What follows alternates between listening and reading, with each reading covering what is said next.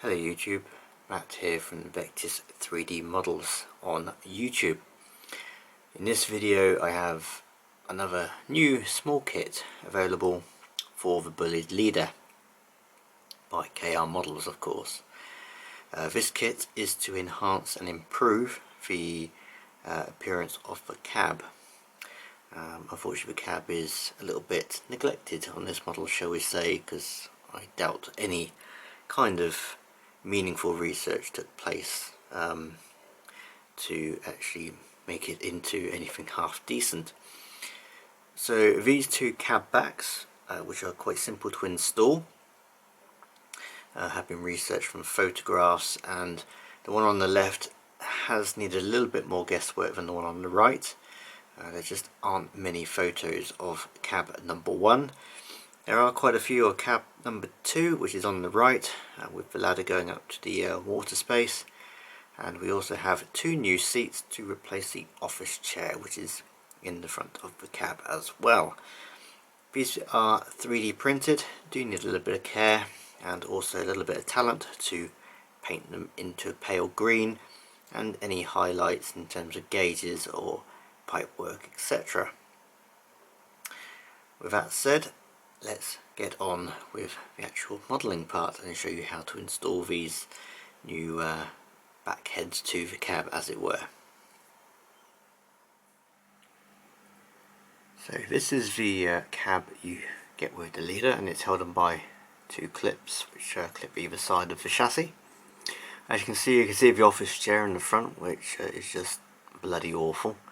And you can see just a simple back wall which has 2 doors in it, which it really shouldn't.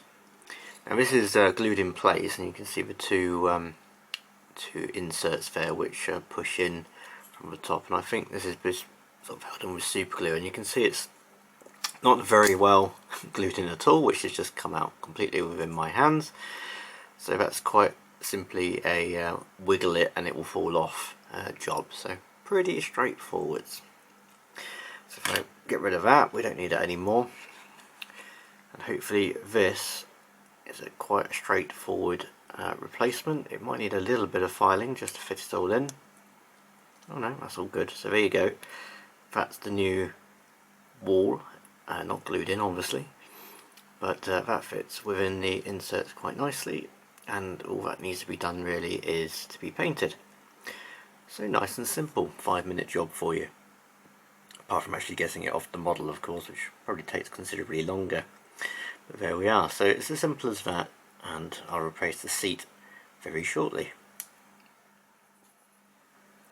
So before moving on to the next area of interest, which is the seat, this is the colour of the paint I'm going to use to paint the back of the wall, or the cab in general.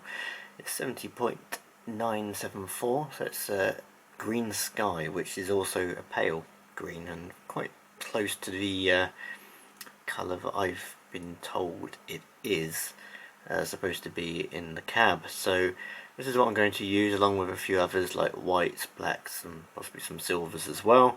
And maybe a bit of brass around the actual gauge on the back of the wall there. So that's what I'm actually going to use to paint the cab. It's the closest thing that I could find without ordering quite a big pot of the stuff. So looking and continuing at the leader cab, we have here the new seats for the cab, which are a little bit more prototypical to what was actually in the cab. You can see this one still has all the supports on. I'm still a little bit unsure as to how I'm going to package these yet, but you can see they are very delicate and very small. The backs of the chairs are, as you can see, very thin and translucent, so I might have these trimmed down in terms of what supports are on them, but I also want to make sure they get to you in one piece. If they do get trimmed off, hopefully they'll appear something a little bit like this. This is what they look like.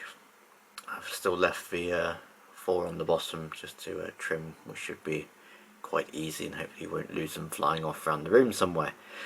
So these should be a straight swap. I'll probably paint them while they're like this on the base of the supports, so you can paint them up and decorate them before adding them to your cab.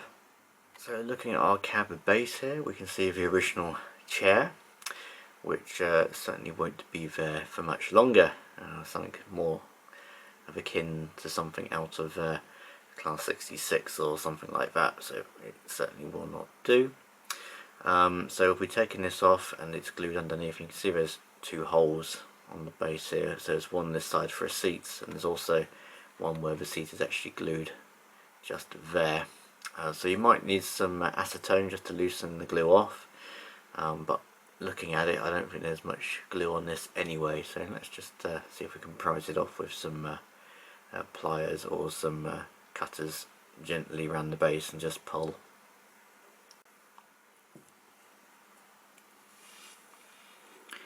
Just going to grip around the base very gently and see if I can just ease it up or wiggle it around, see if we can break the bond between the plastics. And that came out very easily, didn't snap, didn't break, it just loosened the bond. You can see the hole there, and still got the old seat there, which we don't need anymore. And we'll go on to adding the new seat after it's been painted. So returning to the base, you can see I've cleaned up the hole here and just sort of rounded it off slightly. These are square holes, which are not ideal really. The one on the base is sort of square, but also round as well.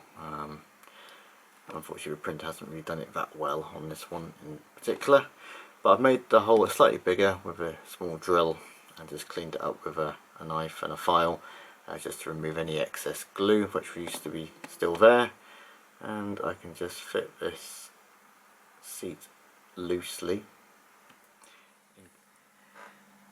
So the engineer's seat, or the driver's seat, has been painted. Just a little bit of red primer, plastic primer, a bit black on the base, and some brown for, I imagine, which is the leather seat.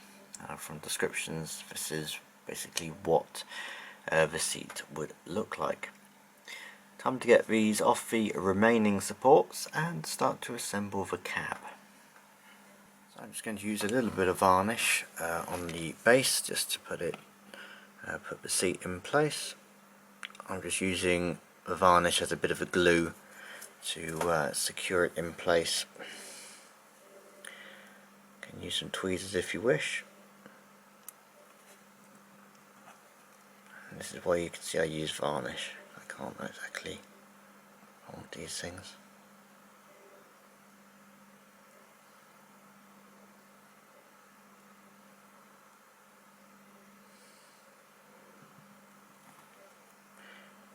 Okay, that's the driver's seat in place. Just let the varnish go off for a little bit, and then I'll add the back wall to it as well.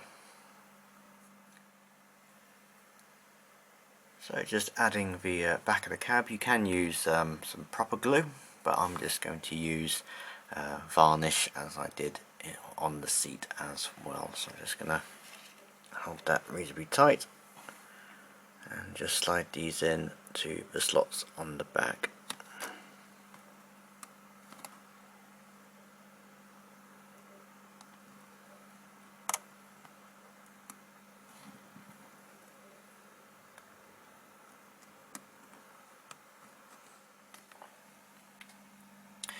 So there we have it, one completed cab, as it were, cab number 2 on the right.